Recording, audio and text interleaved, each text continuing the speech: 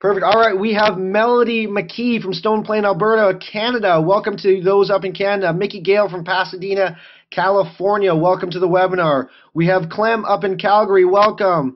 Melissa Macy from Vegas, my old hometown. Melissa, welcome to the call. We have Pam from Edmonton, Alberta, Canada. Welcome. Efren from Frederick. Welcome to you. Brandy from Calgary. Hello to you and hey to you, Julia Beckel. I'm pretty sure you're over from Vancouver. We have Adam in Chicago, Bryson Amy from Okotoks, Alberta. Yes, we can hear you, Isaac and Tiffany Price. Welcome to the webinar. Mark and Trisha Juarez in San Antonio, Texas, one of my favorite places in North America. Murray and Patty in St. Albert, Alberta. Vanessa and Rebecca from Stony Plain, Alberta. We have Isaac Price in Simpsonville, South Carolina. Greg in St. George, Utah. We have Steve in Vancouver. Welcome to the webinar. Now, folks, again, if you are jumping onto the webinar, please let me know who you are and where you're from. We're going to get started here in about 60 seconds. I want to recognize as many people as we can before we get started here. We have Brian from Corona, California. Josie Manning from Sherwood Park, Alberta. Thad Lensing in Billings, Montana. Boyd in Alberta, Canada. Dave from the Okotoks. Joel and Kristen Brown in Pennsylvania. JJ from Mansfield, Texas. Leanne from the Okotoks. The list goes on and on and on, and I'm sure I could be taking introductions here for the next hour. But given that it is late in certain places where we are, I want to make sure that we go ahead and get this webinar started. So again, this is the Automatic Body webinar. We have a special guest tonight, and I'm sure everyone in the community is excited to hear. Our guest tonight is Kim Lyons. She's a fitness expert here and our corporate spokesperson. Now, a little bit about Miss Lyons. She has over 10 years of experience as a personal trainer. She's one of the former trainers of NBC's hit show, The Biggest Loser, and Dr. Phil's Ultimate Weight Loss Challenge. She has quickly become an icon in health and fitness in the health and fitness arena. Now, she is armed with a positive attitude, and her winning smile has inspired a nation to achieve their goals of living a happy and healthier lifestyle. Now, with her unique combination of proper nutrition and effectiveness exercise programs, Kim has helped to inspire a nation to live a healthier lifestyle. More importantly, she understands the psychology and the practical barriers facing those starting a new activity program and offers simple strategies to help anyone understand their potential from physical, mental, and emotional perspective. Now, I've met Kim. We could go on and on about how fantastic she is, but I know you don't want to hear me speak any longer. I want to bring her out. Miss Kim Lyons, if you're out there, come out and say hello. Awesome. Thanks for the introduction. First of all, let me just say that I'm so excited to jump on this webinar with everybody tonight. Doing webinars is one of my favorite ways to reach a ton of people and just get out there and connect with you guys, let you ask as many questions as you want, and hopefully we can tackle them all. So with that said, let's get started with the presentation. And you can type in questions. We'll be answering those at the end. So at any time you want, just type in those questions over there on the right. So tonight's topic is going to be about getting started on your health journey. Thought that was a great place to start since it's our first Automatic Body community call. So what you're going to learn tonight is how to get in the right mindset to get started. Next, we're going to talk about some simple tools to succeed, and I am 100% all about really keeping things simple. So everything we do here tonight is going to be something that you can absolutely achieve. Next, we're going to talk about 3 critical steps to help you succeed. And last, we're going to talk about 3 common obstacles that I'm going to help you overcome. So let's start with the right mindset. First and foremost, I want you to get excited about change. So many people out there hear the word change and they think, oh my gosh, I have to get out of my comfort zone, I'm not going to do it, blah, blah, I can't, and they freak out. Get excited about getting uncomfortable. If you learn how to get comfortable being uncomfortable, then you will change. Okay, so kind of take a minute to absorb that. Learn to be comfortable being uncomfortable. That's when you're going to grow. That's when you're going to achieve things that you haven't achieved ever before. If you stay in that comfort zone where you've always been, then you're never going to achieve bigger and better things. So don't be afraid of change, embrace it, and get excited. Next, I want you to embrace challenges. And I always find it ironic in the days of all these video games that are out there and all the different levels, and I'm not particularly a video game player myself, but I do know a little bit about all the different levels and everything that goes on in video games, and people love it. They love to like get their butt kicked on one level and then they go back for more to reach that next level. And that's what I'm talking about here. I want you to find a challenge and then get excited to come back and kick its butt, okay? So when you run into something that you think is kicking your butt a little bit, get aggressive, get mad, get pissed, do what you need to do to go out there and defeat it, okay? Next, I want you to believe in the results. Now, one of my favorite examples with this is truly The Biggest Loser TV show. Now, one of the reasons I feel like my clients were so successful on The Biggest Loser is because they knew it worked. They'd seen it work on TV before, and they couldn't argue with that. They would come to me and say, you know, oh, I'm tired, I can't do this workout. And I'm like, you know it's going to work in the end. You see the results on the scale. You've seen it in past seasons.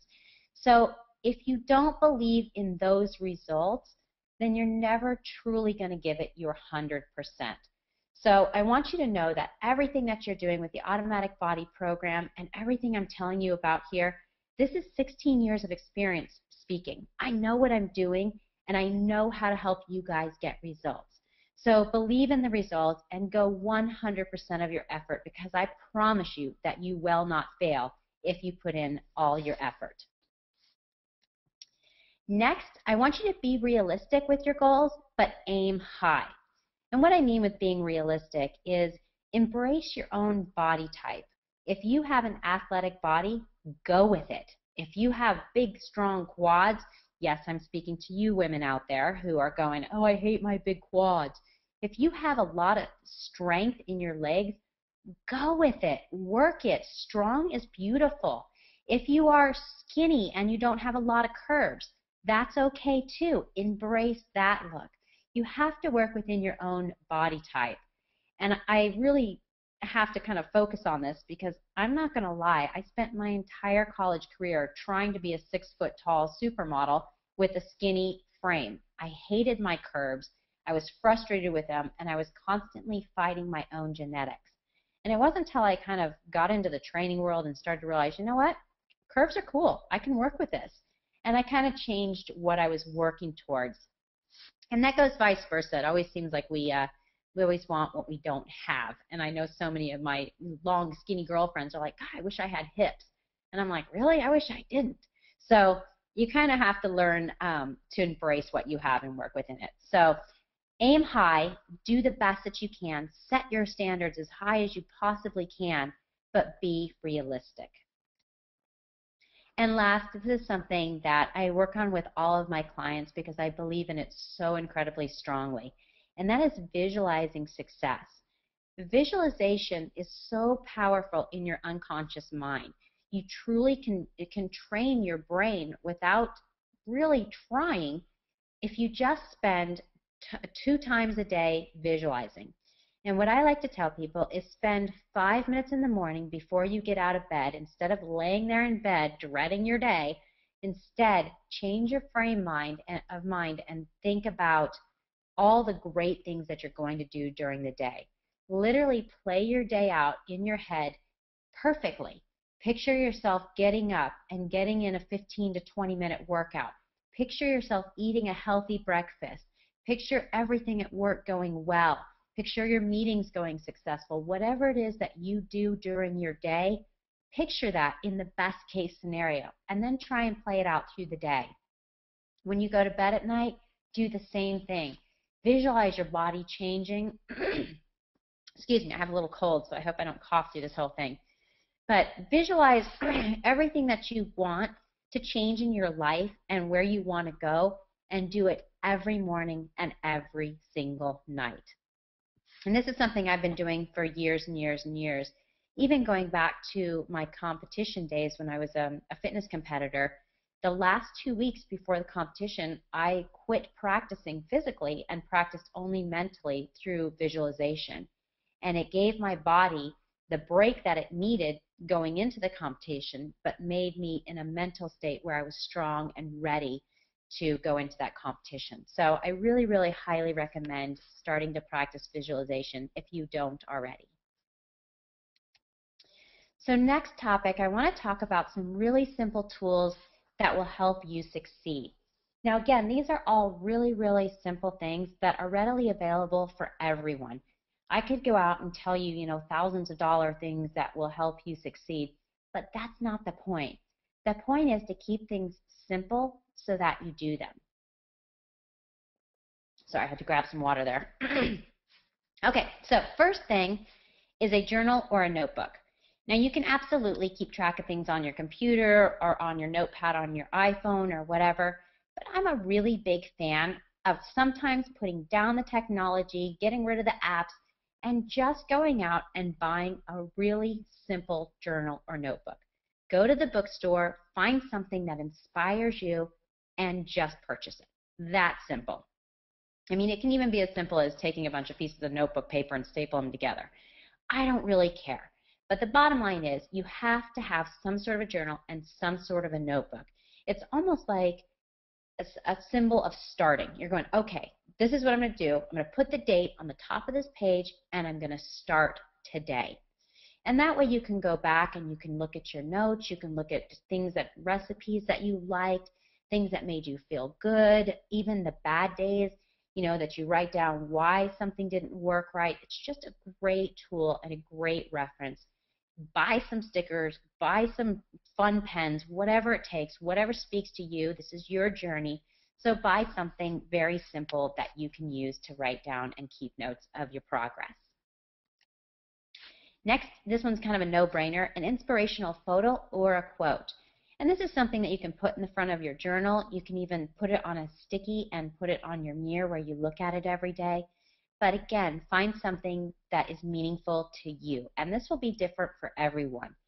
I personally like to have a photo of when I was in the best shape of my life to remind myself that I can do it. It was hard work. I can do it again. I have tons of quotes that I absolutely love. I actually keep a notebook of quotes, and I refer back to them all the time. Whenever I have friends that are looking for inspiration, or sometimes I'll throw them out there on Twitter or Facebook, or if I'm having a moment where I need some inspiration, quotes will always do that for you. So keep a little notebook or keep a quote and a photo somewhere handy. Next, fitness magazines. Now, one of my favorite things about fitness magazines, or even a good healthy nutrition magazine, they land in your mailbox. It's like a little bit of inspiration that's going to come to you every month. New ideas, everything right there at your fingertips. So incredibly simple. Sorry, like I said, I'm going to try not to end up coughing through this. But some of my favorite magazines are fitness, women's fitness. Also, I love Oxygen magazine. That's one of my all-time favorites.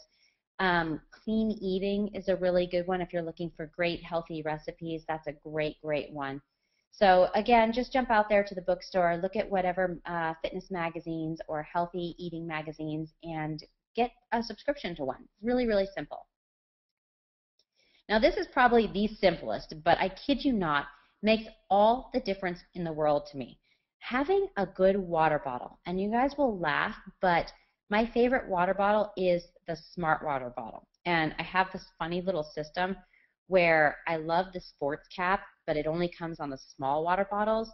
And so I buy the big one and the small one. I take the smart cap or the sports top off the small one, put it on the big one, and if I have that with me all the time, I consistently drink water. If I don't have it with me, I just fall off the bandwagon with keeping hydrated.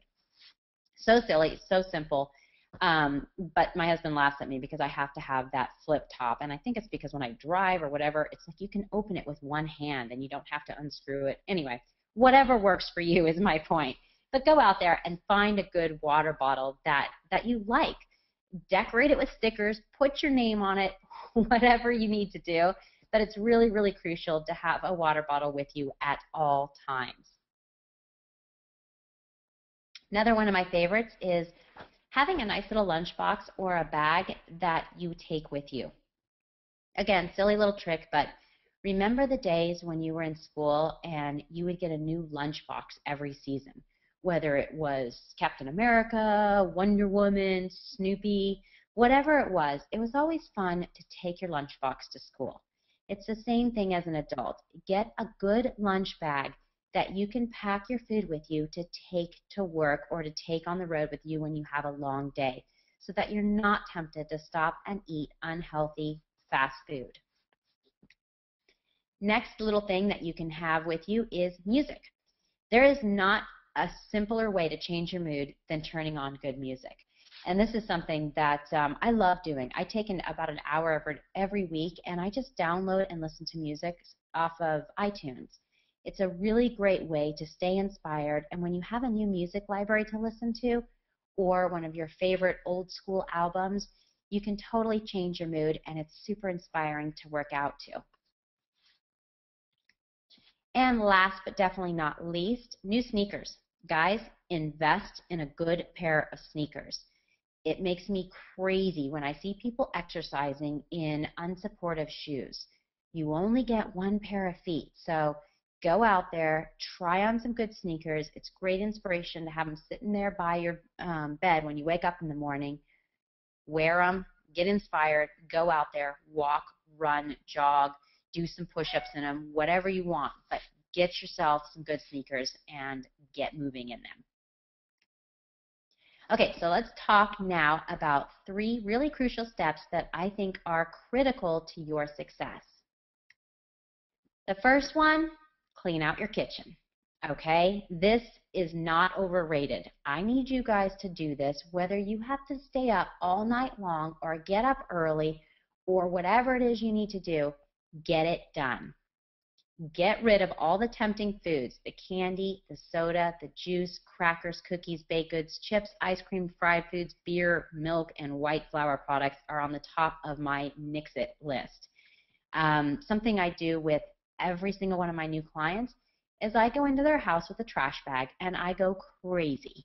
So start reading ingredients. Look for things that have sugar in them, corn syrup, hydrogenated oils, different kinds of syrups. When you're doing your grocery shopping and when you're reading through the labels on things in your house, less is better. The more ingredients is basically a way of saying it's more processed. So look for things that have very, very few ingredients. And as I always say, if you can't pronounce it, chances are you don't want to eat it. Now, a lot of the things that are packaged that you get rid of, and if they're still closed up, you can take them to a food shelter, which is a great way to basically, not throw away food and just pass it on to someone else. So take all that stuff over to the food banks and get rid of it. You don't need it in your house. Don't wait till you finish it. We're going to start everything right now. There's no better time to get started. And another thing you want to do is don't just eliminate things, find replacements for them. So if you have healthy or things that you love, find healthy replacements. For example, soda. That's one that everyone fights me on getting rid of. Trust me, you don't want to be putting soda in your body. What you want to do is find something that you like, such as maybe seltzer water and throw a little bit of citrus in there. Or you can use a tiny bit of fruit juice into the soda. So that way you're still getting the carbonation, but you're getting rid of and replacing it with the healthier option.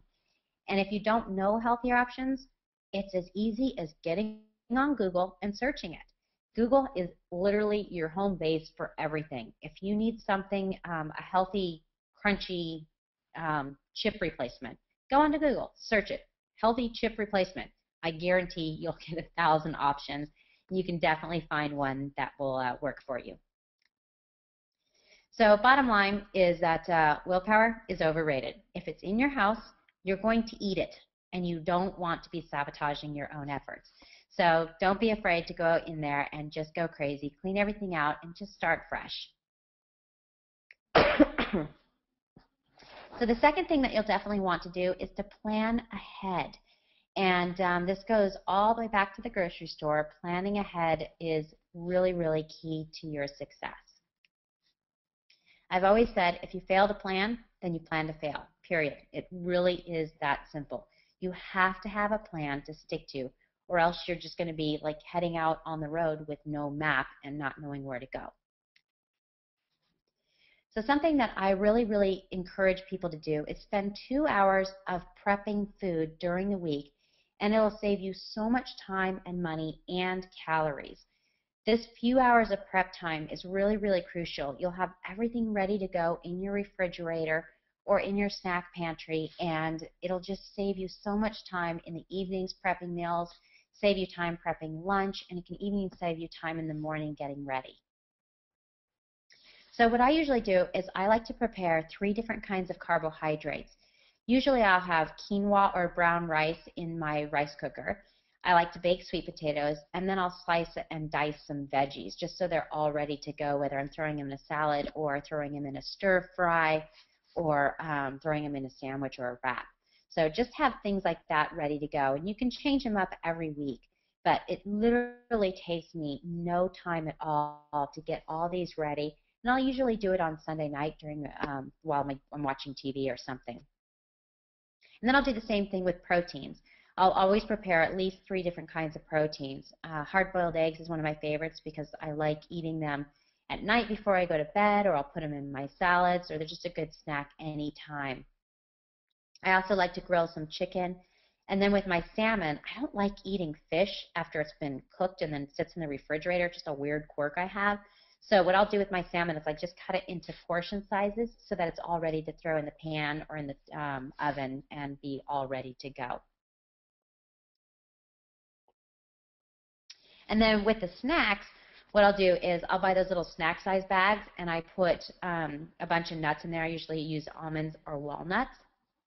And then another one of my favorite snacks that's kind of grab and go is the low-fat string cheese. Greek yogurt's another really good one. Go for the low-fat. I really like Chobani. They've got some great new products out. They've got a little tiny 100-calorie Chobani that is delicious, and then they have some new flips. But it's a great way to get a good source of protein. And then, of course, having the shakes, the fuel shakes, are perfect for on-the-go snacks. And you just want to make sure that you have snacks with you at all times. If you're anything like me, you'll go out to run one errand and you end up running 5 or 6, and you get hungry somewhere in the middle. So I always make sure that I have snacks in my purse.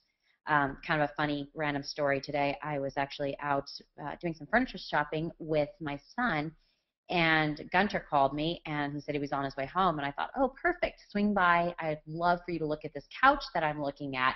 And he said, oh, I can't. I'm starving. I have to go straight home. He's like, I'm right next to the furniture store, but I seriously have to go home. I'm so hungry. And I happen to have a fuel shake in my purse. And I was like, oh, well, you got to come because guess what? I have a fuel. Totally true story. It was classic. So he had to come to the furniture store, ended up stealing my fuel shake, and I got the couch. So double win. Yay. Okay, so setting mini goals is a third thing that I really want you to focus on to succeed. A lot of the times I'll ask people what their goals are, and they say, oh, I'm going to lose 20 pounds. And I'm always curious. I'm like, oh, how are you doing that? They're like, well, I'm trying to eat healthier. I'm trying to exercise. And first of all, the word try absolutely kills me. You don't try to eat healthier, and you don't try to exercise.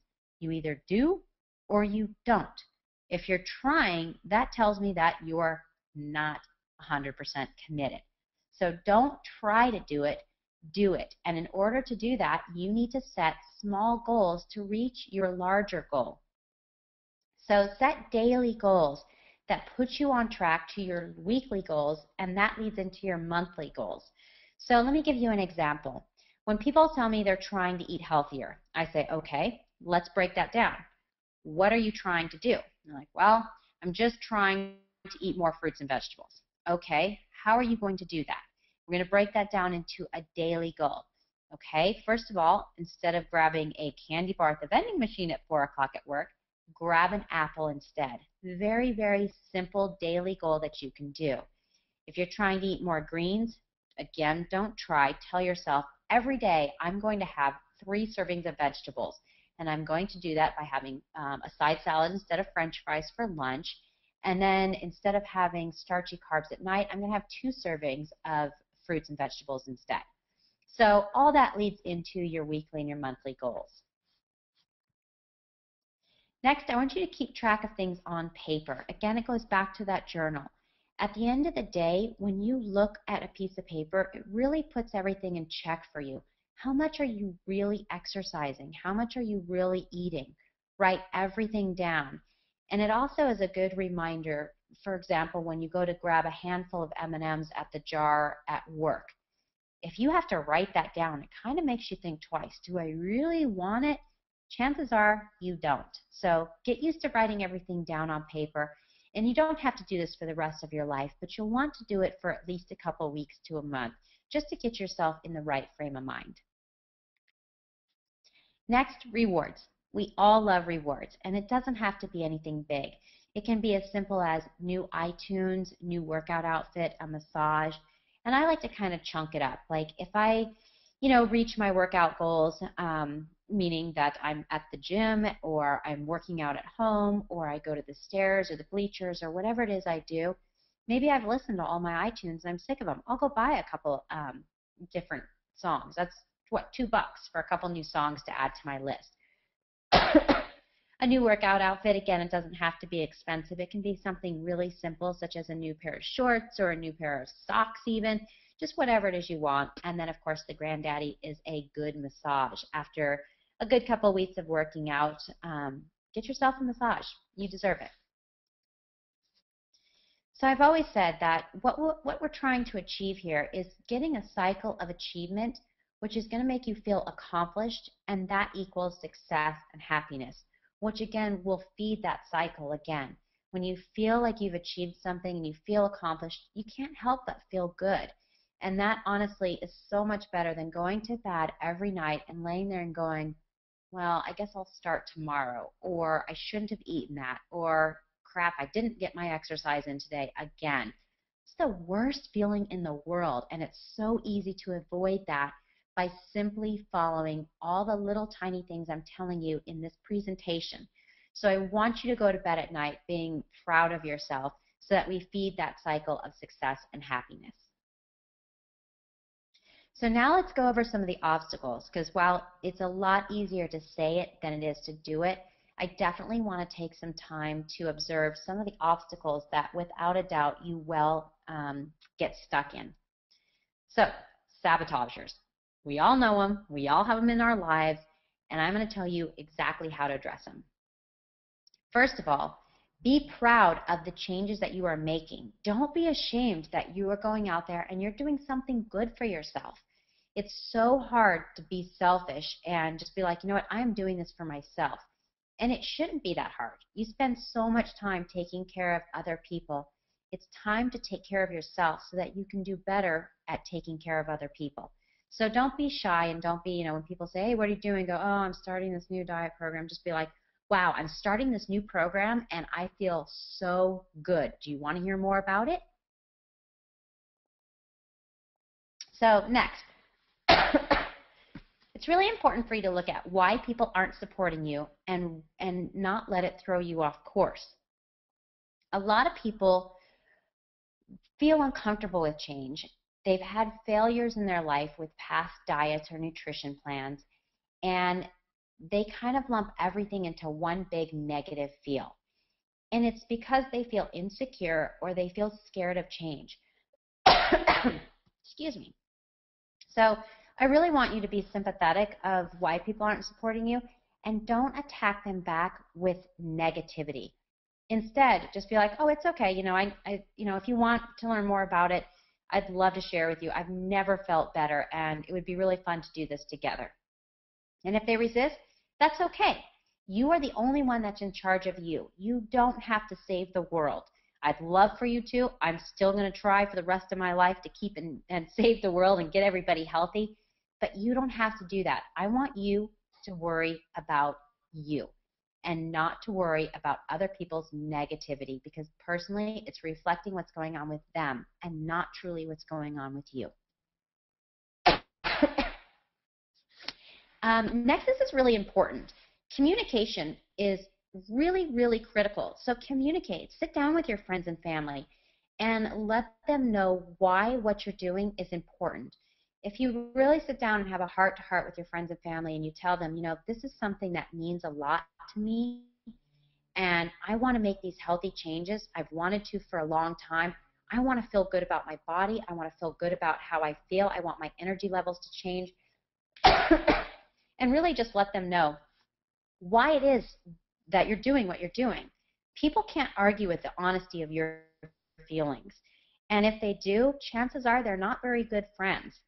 And, you just need to either push back on them a little bit or just continue to stick to your guns and let them know that you're going to do this because it means a lot to you. And find compromises with your family. A good compromise that my husband and I have is, and this is pretty much one of the only examples I can think of, but he loves chips and he loves chocolate. And he is, if you've ever met Gunter, he's 275 pounds of pure muscle. So when he eats half a bag of chips, it doesn't affect him quite like it does when I eat half a bag of chips. And I can easily. If it's around me, I will eat it. So we had a simple little compromise. He keeps his chips and his candy and things in this little cupboard next to his bed in the bedroom. It's out of sight, it's out of mind for me. If he keeps it in the kitchen, I tend to eat it. So we kind of worked that out. It was a good compromise where I said, fine, you can have it in the house, but I don't want to have to look at it. So that was our compromise. So whatever it is within your family, if you need to have a snack drawer or a snack place or a place for your spouse's favorite little snacks that they're out of sight, out of mind for you, go for it. It's a good way to compromise. I'm getting the cough, so sorry. And last, don't give up. Change your approach with people if it's not working, but more importantly, just stay positive. Whether you're at home or at work, if you get negative feedback from people and you're feeling discouraged, don't feel discouraged at all. Keep inviting them to join you. Say, I'd love for you to join me on a walk, or I'd love for you to come over and try this healthy recipe, or I know this is your favorite meal. I tried to make a healthier version of it. What do you think? And just keep inviting them to join you. But stay positive. It's really, really important. So the best part of this is truly to be the change that you want to see in the world, and the rest will follow. And this is something that really I kind of learned the hard way as a personal trainer. I literally had trained hundreds and hundreds of people, and I moved frequently. And I never really thought twice about all the people that I was training or helping out or inspiring. I just kind of did my own thing, and if somebody was interested, I would help them. And after being on The Biggest Loser, all of a sudden, all these people from my past started emailing me and coming back and telling me how much I had done for them. And a lot of them were unexpected people, like people that kind of followed me in college or just after I graduated. And a lot of them were people that gave me a hard time about, always eating healthy or always having to go to the gym or whatever. They were all kind of people, that I had inspired. So it was really, really cool to see all these people tell me all the different ways that I changed their life just through leading by example. And I can't stress to you enough how many people truly well watch what you're doing, even if you don't know that they are, or if they're fighting you on it. So don't be afraid to stick with your guns. Next is eating out. Let's face it, socially, eating out is a big part of our lives, and I don't want anyone to feel like they can't go out to eat or feel like socially they have to isolate themselves when they're changing their nutrition plan. So the most important thing that you can do, and something that I always do, is look up the menu at home before you go out to eat and plan your meal. Almost all restaurants, even fast food chains, have their menus and their calorie counts and things online. So you can go and you can look up the menu and you can spend as much time as you want really planning out what you're going to eat. And a lot of the times when you see how many calories are in things, it kind of ruins it for you anyway. So you know it's not worth it. Find healthy things on the menu and always go prepared and know what you're going to order ahead of time. With that said, I want you guys to always be the one to order first if you can. That way you avoid the temptations when the waitress or waiter asks, would you like fries or a side salad? Then everybody says fries, fries, fries, fries. You're going to tend to say fries. Whereas if you say first that you'll have the side salad instead of the fries, chances are you're going to be setting the trend at the table, and a lot more people will choose the side salad or the fruit or something healthier other than the French fries or whatever unhealthy side comes with the meal. So don't be afraid to be picky. I'm that girl at the restaurant always that's asking for my meal to be grilled. I want my sauces on the side, and I will choose whatever side comes with my meal regardless of what's on the menu. And I truly believe that, first of all, if I'm paying for a meal, I'm going to get what I want, even if it's not presented on the menu exactly how I want it to be. I can find things on the menu and I will piece them together so that I get the meal that is healthy. It's okay to be a little bit picky. Honestly, it's your health, and nothing is more important than that. I've even gone so far as to tell people I have allergies, so they need to not use this, this, and this in my meal. I know it's kind of crazy, but it's a great way to get the attention of the waiter to be like, okay, I can't eat this because I'm allergic to it. Can you make sure it's not on my meal? True confessions, I've done that. So some safe bets are always to go for grilled, baked, steamed, or poached. A lot of times if you see things that are sautéed or, marinated or whatever, it's not like you would do it at home. Restaurants go through an insane amount of butter. Now, I'm not against butter, but I am against a half a cup of it on my meal. So you'll want to make sure that you don't get things that are sautéed or marinated or blah, blah, blah, all the other things, definitely not fried. But so stick with these four, and you know you're going to get a fairly healthy meal. Next, you'll want to get all the sauces, toppings, and dressings on the side. And this will not only help with the fat content of your meal, but it'll also help you lower the sodium, which is very important when eating out. And last, enjoy 2 meals out of 1. A lot of the times, even if the meals are healthy, the portions are so out of control that it jacks the calorie count up so high. So you want to make sure that you eat a normal amount of calories when you go out. So always pack half of it to go or share your meal with somebody. Even if you don't feel like you're totally full at the restaurant, just pack half of it to go and eat it an hour later or 2 hours later. Most of the time when you do this, by the time you get it packed up and get home, you realize that you are contently full and you don't need to eat the other half for at least a couple of hours. So next, I like to tackle cravings because we all have them. It's perfectly normal. And the best thing you can do is know why you're craving things and how to stay ahead of them. So the first thing you want to do and think about is what triggers your cravings. There are so many different things that can trigger a craving, whether it's emotional or it could be just boredom. There's tons and tons of different reasons. So when you start to go for something you're craving, stop and ask yourself out loud, what is it that I'm craving and why? Now this one is one that I have always, it's a little bit controversial, but I'm going to tell you guys, eat before you're hungry. If you wait to eat till you're hungry, I don't know about you, but when I'm hungry, I will eat anything and everything in sight. And I don't think about it because I'm hungry and my body just goes, eat now. Whereas if you eat before you're hungry, you tend to spend a little bit more time thinking about what you're going to eat. You eat slower, and it just makes so much more sense. So don't wait until you're hungry to eat. Think about grazing throughout the day on smaller meals every 3 or 4 hours.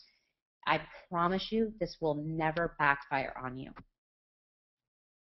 Next, as I talked about a little bit, is understanding your cravings. What's making you crave things, and why are you craving them? So I've broken down a little bit of this. A lot of times, if you're craving something salty, it's because you're dehydrated.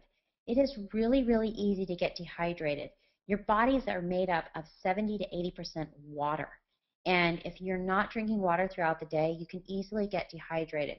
And your body will not show you the symptoms. Once you're thirsty, that means you're already dehydrated. So in order to stay ahead of the game, you need to make sure that you're drinking water throughout the day.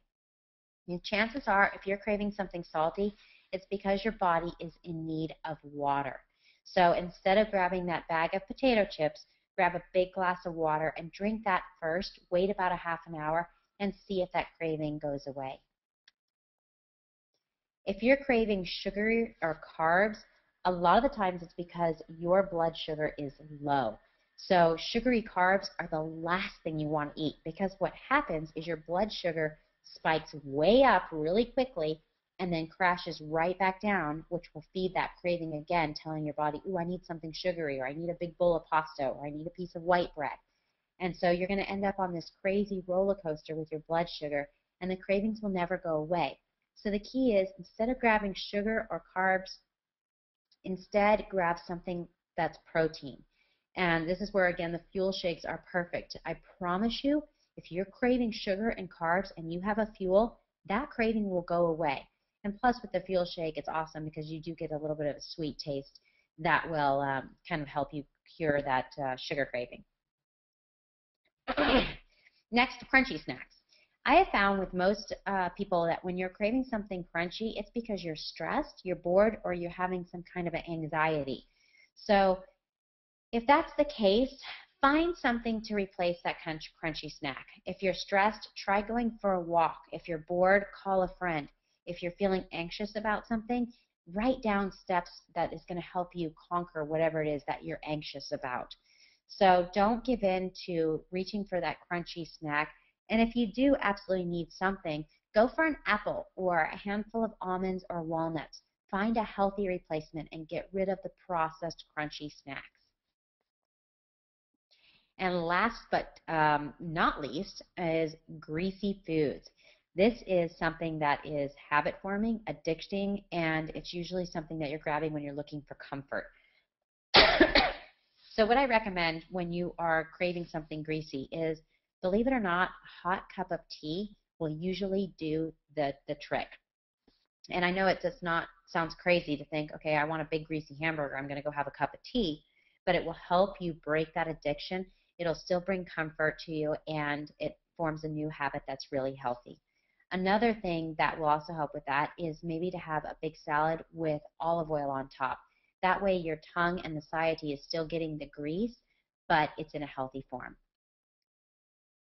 So that pretty much wraps it up. As you can see, you guys, it's a lot of content, but all very, very simple things that you can absolutely apply to your everyday life.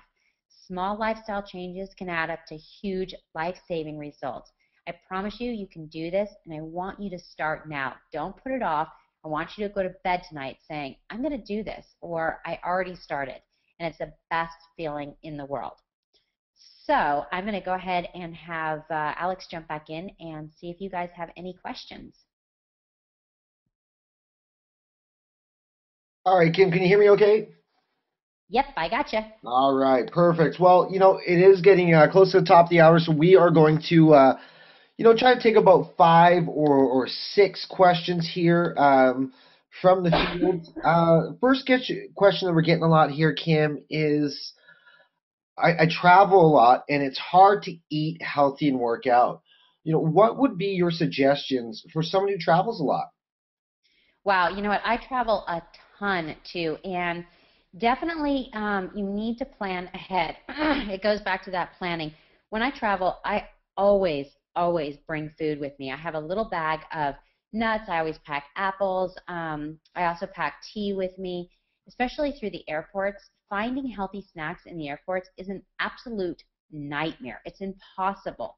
So if you do get stuck in the airport without something to eat, try and look for soups and things like that. There's usually soup and salad places. They're incredibly high in sodium, but you can always counterbalance that with drinking a lot of water, and it's much better than some of the other options that you're going to have.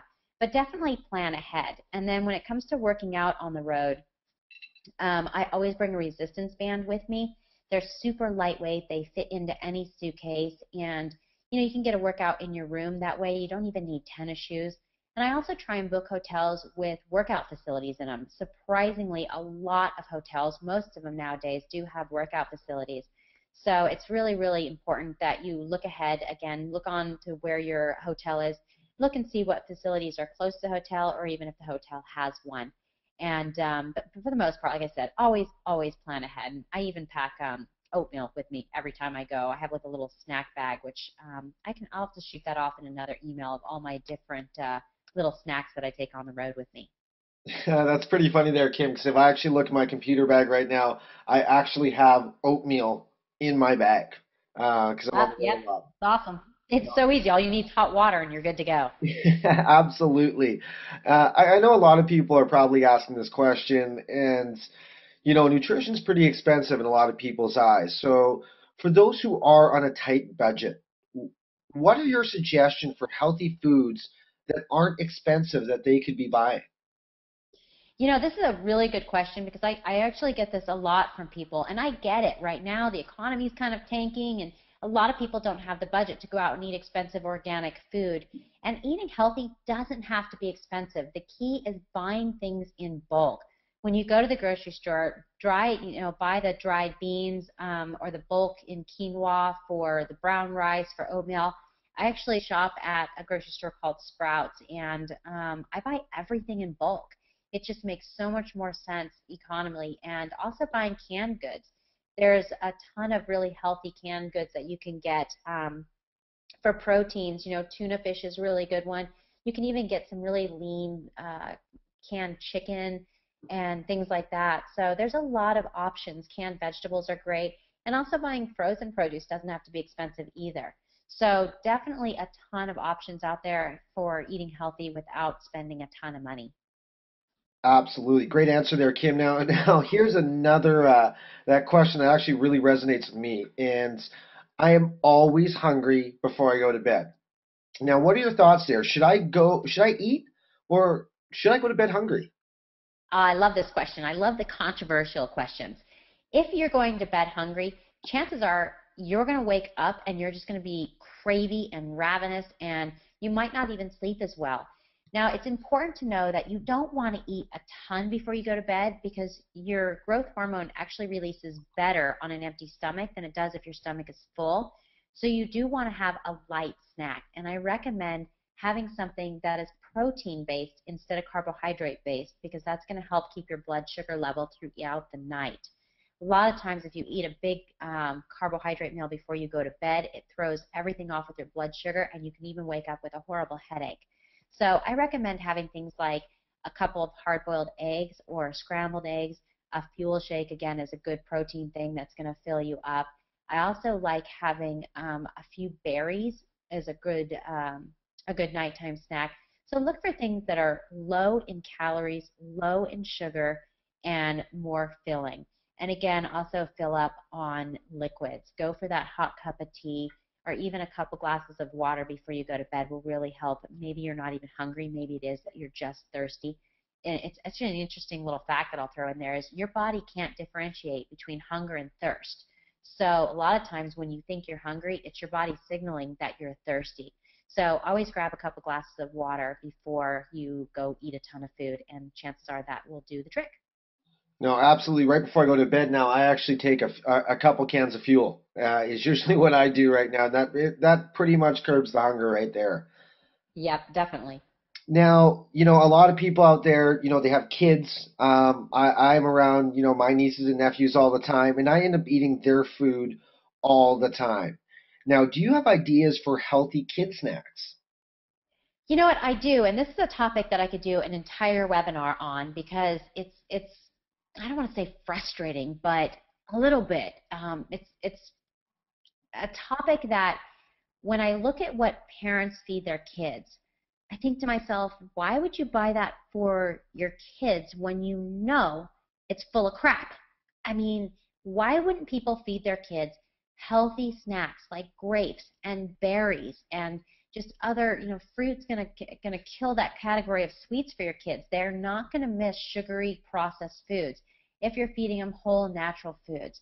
Even healthy dry cereals are a great snack, much better than the processed, packages of crap that people are feeding their kids. So bottom line is don't feed your kids something that you wouldn't find healthy for yourself. Don't fall into the gimmicky, cute packaging of kid foods.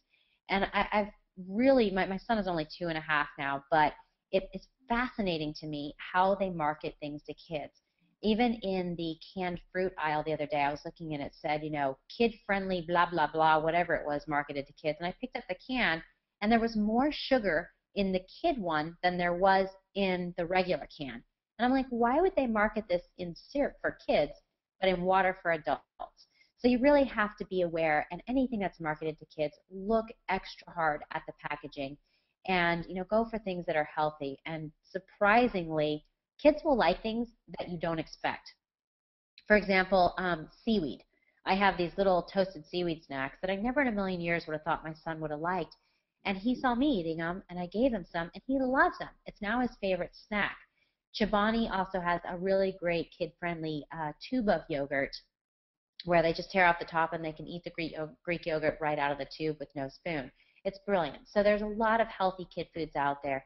Go back to the old school basics like celery and peanut butter and things like that, or almond butter. Tons and tons of healthy options. But whatever you're going to snack on, let your kids snack on the same thing. Great. Now we have time for about 3 more questions here, and this one's coming here as well. Is how much protein should a woman be consuming in a day? And is it possible to overdo the protein? That is a great question. You know what, with protein, I recommend doing 15 to 25 grams per meal. And that can be a little bit less for a snack, and it can be a little bit more for a meal. It's pretty hard to OD on protein. If you really want to get technical on it, you want to have 1.2 to 1.5 grams of protein per pound of muscle mass. So a lot of people get that confused because they try and do 1 to 2 grams per pound of body weight. And what happens there is you end up fueling your body or fueling the fat in your body and not the muscle. So you do want to go off of how much muscle mass you have, which I know a lot of people don't know unless you go out there and get it tested. But a good safe rule of thumb is to go with that 15 to 25 grams per meal. And like I said, if you're at a snack and you go for 10 grams, that's okay. But at the end of the day, I want you to have at least 100 grams of protein. And I wouldn't go over, 200. That might be a little bit excessive. You're just going to start going overload on the calories then. But a lot of it, too, depends on how much you're training. If you're a bodybuilder or if you're lifting extreme weights, then you can bump that up to about 2 grams per pound of muscle mass. But for a good safe ratio, just stick with the grams and go with that to between 15 and 25. Great answer there, Kim. Now, here's a question I know a lot of husbands are going to want the answer to. But my wife does the cooking, and it's really good, but it's not very healthy. How can I get her to cook healthy without insulting her cooking? Oh, love it. Yes, that is definitely a question for all the boys out there. You know what? You kind of have to make it fun for your spouse, whether it's the man doing the cooking or the female doing the cooking, whoever's doing the cooking, whatever it is, just say, oh my gosh, this is so good. We should really find a healthier way to make this. Or maybe we should have this once a month and then find other solutions for or healthier options for this. Or if you want to avoid the topic altogether, you can get back on Google, just like I said, and Google something like healthy lasagna recipe and print out the recipe and say, hey, I found this recipe. I'd love to try it. Doesn't it look good? And kind of go through the back door that way with it. You never want to say, oh my gosh, this is so unhealthy. I can't believe you're feeding this to me, or you're making me fat, and don't make it a controversial thing. Just find a nice way to approach it and find substitutions. And then get in there and make it even a date night. Say, hey, on Friday or Saturday night, do you want to have a date night with me in the kitchen? Put on some sexy lingerie, whatever, guys, pour the wine. Do whatever it takes to make it fun. Awesome answer there, Kim. We'll take one more question here, and I know this applies to a lot of people who are on this call right now. There is so much junk food in my office, and I end up snacking all day. Now, how can I get my coworkers to stop bringing these snacks into the office? Yeah, I do a lot of work with corporations and companies, and you know what? Here's the deal. You are always going to have a ton of people who don't want to change, and that goes back to those sabotagers. They're comfortable. They don't want to change. They're going to be, the guy that picks up the donuts every Friday, and that's never going to change. But there's going to be more people who are just like you who do want to change. And it's as simple as sending out an email or posting a note in the snack room that says, hey, everybody, I'm starting a healthy club. Who wants to join me? And let's pick different days of the week to bring in healthy snacks. I'm going to buy a big bag of apples this week. Who's going to bring what? And have a sign-up sheet. And you'll be surprised how many people jump on the healthy bandwagon. And while there's always going to be snacks in the office that aren't healthy, just make sure that they're not at your desk. Make sure that they're kind of out of sight, out of mind. And if you do walk in and that box of donuts is sitting there open on the table, don't be afraid to close it and put it up on top of the refrigerator. They're still there, but you can always replace that box of donuts with a big basket of apples or fruit. So make it fun and get other people involved, and make sure that you're not alone in your journey. Like I said, get other coworkers involved in your healthy mission. And plus, it keeps you accountable when they know you're trying to stay healthy. If they see you eating that donut, they're going to be like, hey, aren't you part of the healthy club? I brought in apples this week. So it keeps you accountable. All right, great, Kim. Now, one of the big things for Kim is I always want people to take something away. So they have something to focus on for the next week or 2 weeks or month. If there's one thing you want to leave people with today, what is the one thing you want them to take away? The number one thing I really want people to take away is simplicity. Just keep it simple and start right away. There are so many different diet plans out there and so many exercise plans out there that it's easy to kind of ping pong between them all and not know where to start, so you just don't start at all. So take all the simple things that I've given you today, apply them to your everyday life, and start right away. Awesome. Well, Kim, let me be the first to thank you on behalf of the whole community here for coming out.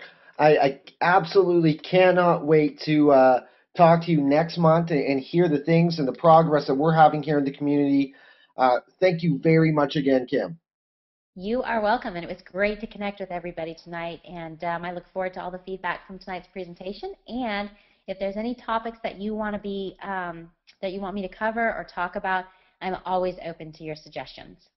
Absolutely. If you have any suggestions for the people out there in the community, feel free to send those suggestions to alex@nutrie.com. That's ALEX@nutrie.com. We'll make sure to put something together here for the next month. I want to thank everyone for coming out tonight. I hope you've enjoyed this as much as I have. Do not forget that tomorrow, Thursday night, we have another webinar. It's the Business Opportunity Webinar with Rick Gutman at 9 p.m. Eastern Standard Time. You can get all the information right there in your back office of Automatic Pro.